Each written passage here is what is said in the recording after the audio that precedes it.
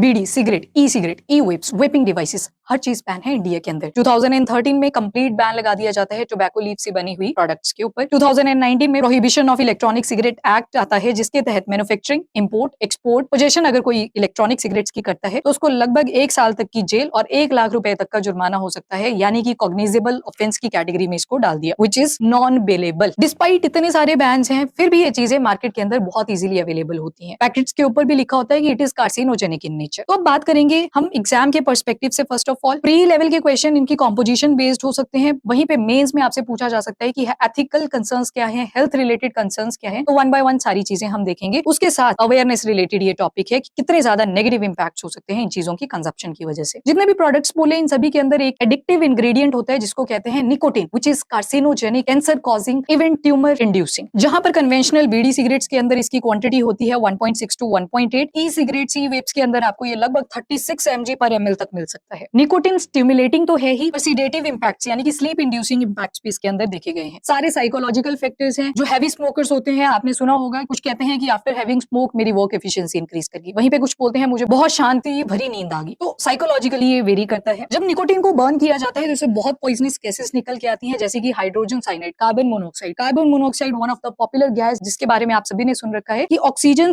के कंपैरिजन में 200 गुना ज्यादा टेंडेंसी होती है कार्बन मोनोऑक्साइड की to combine with our haemoglobin, और जब ब्रेन के अंदर पहुंचता है तो कई बार सुबह तक पर्सन उठते भी नहीं। कई बार किसी का हस्बैंड अगर स्मोक करता है और वाइफ प्रेग्नेंट है तो उस केस में जो फीटस की डेवलपमेंट है वो एबनॉर्मल तरीके से होती है। Along with this, during the delivery of baby, women के अंदर बहुत ज्यादा हैवी ब्लीडिंग भी हो सकती है। तो इसके बहुत ज्यादा नेगेटिव कॉन्सिक्वेंसेज हैं, not only for the smoker but for the person जो उनकी साइड में रह रहे हैं। इसके साथ लॉन्ग टर्म एक्सपोजर में एम्फाइजेमा जैसी कंडीशन भी देखने को मिलती है, जिसमें शॉर्ट ब्रेथ की प्रॉब्लम आएगी फर्स्ट ऑफ ऑल, और ये डिजीज इनक्यूरेबल होती है, यानी कि इसको अब ठीक नहीं किया जा सकता। अब बात करते हैं इलेक्ट्रॉनिक सिगरेट्स और ई वेप्स की। इलेक्ट्रॉनिक सिगरेट्स और ई वेप्स की फंक्शनिंग थोड़ी सी डिफरेंट है। इलेक्ट्रॉनिक सिगरेट्स में जहां पे बैटरी लगी होती है, एक बार बैटरी खत्म हो जाती है तो ये रियूजेबल नहीं रहती। वहीं पे इलेक्ट्रॉनिक वेप्स जो होते हैं, ये इनका टैंक दोबारा से रिफिल किया जा सकता है। रिफिल किससे किया जा सकता है? अगेन दोनों ही वर्क करते हैं निकोटिन के प्रिंसिपल पे, और निकोटिन का जो प्रिंसिपल है बहुत ही इंटरेस्टिंग है, नाम है एंड्स। एंड्स मतलब खत्म नहीं, electronic nicotine delivery system. Nicotine को डिसॉल्व किया जाता है प्रोपाइलिन ग्लाइकोल के अंदर, और जब इनको हीट अप किया जाता है, अगेन बहुत पॉइजनस चीजें निकल के आती हैं। जैसे बैटरी है तो बैटरी से निकल के आता है कैडमियम, जिससे हार्मफुल डिजीज जैसे इतई इतई, आउच आउच जैसी डिजीज आपने सुन रखी होंगी। लेड, प्लम्बिज्म जैसी डिजीज जो कॉज करता है। इसके साथ formaldehyde, again carcinogenic in nature. Electronic cigarette और ई वेप्स पे क्लेम किया गया था कि ये चीजें जो स्मोकिंग हैबिट है लोगों के अंदर उसको रुक पाएगी, पर इसकी वजह से और ज्यादा स्मोकिंग की हैबिट्स इंक्रीज हुई हैं लोगों के अंदर।